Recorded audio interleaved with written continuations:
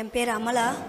நான் வந்து செங்கல்பட்டு மாவட்டம் எல்லம்மன் கோவில் தாண்டி விளம்பூர்னு ஒரு கிராமம். அங்கேருந்து நான் டெய்லி பஸ்ஸில் வருவேன். ஆட்டோ ஓட்டிட்டு நைட்டு நான் வீட்டுக்கு போயிடுவேன். அப்போது எனக்கு அவார்டுக்காக சொல்லியிருந்தாங்க, ஆளுநர் சாருக்கு அவார்டு தராங்க, நீங்கள் வாங்க அப்படின்னு.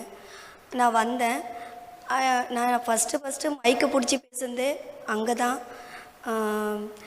ஐயா கிட்ட நான் ஒரே ஒரு கோரிக்கை வச்சேன், எனக்கு நான் வாடகை ஆட்டோ எடுத்து ஓட்டுறேன் அப்படின்னு சொல்லிட்டு. அவர் நான் சொன்ன கோரிக்கை சொல்லி ஒரு 3 மாதம் ஆயிடுச்சு. நானும் அதை மறந்துட்டேன், எனக்கு ஞாபகம் இல்லை. கொடுத்தமே சரி அது வரும் அப்படின்ற ஒரு நம்பிக்கைலாம் எனக்கு இல்லை. ஆனால் நானும் என்னையும் ஒரு பொண்ணாக நினச்சி மதித்து அதை ஒரு இதுவாக எடுத்து யோசித்து இன்றைக்கி எனக்கு ஆட்டோ தராரு. நான் இதை கனவுல கூட நினச்சி பார்க்கல, நான் சொந்த ஆட்டோ வாங்குவேன்னு. நான் இதை எப்படி நன்றி சொல்கிறதுன்னு தெரியல. ஏன்னா நான் இருக்கிறது ரொம்ப ஒரு கிராமம். அங்கேருந்து நான் 2 பஸ் பிடிச்சி தான் வரணும். இங்கே வந்துட்டு நைட்டு ஒரு 10 மணி ஆகிடும் நான் வீட்டுக்கு போகிறதுக்கு. அப்போ போகும்போது என் பிள்ளைங்க எல்லாம் தூங்கிடும். ஏன்னா நான் வண்டி ஓடினாலும் ஓடலைனாலும் வாடகைக்கு நான் வண்டி ஓட்டியே ஆகணும். டெய்லி 400 ரூபா கொடுத்தே ஆகணும். அந்த கட்டாயத்தில் இருக்கும் போது நான் டைம் ஆகிடும். வீட்டுக்கு ஒரு டைம் 12 மணிக்கு கூட போயிருக்கேன். அப்போல்லாம் நினைப்பேன், என்னடா நம்ம தலையெழுத்து இப்படி இருக்கே, எப்போ மாறும்னு. ஆனால் இன்றைக்கி இந்த மாதிரி மாறுனது எனக்கு பெரிய விஷயம். இதெல்லாம் நான் கனவுல கூட நினைக்கல.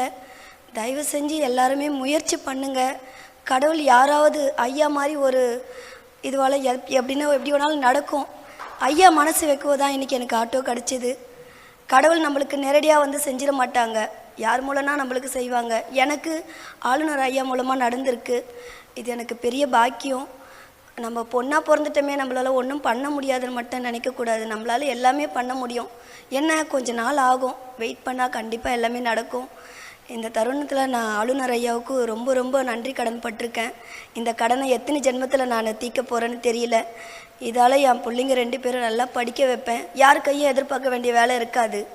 என் சம்பாதியத்திலே என் பிள்ளைங்களை படிக்க வச்சிருவேன். ரொம்ப நன்றிங்க ஐயா.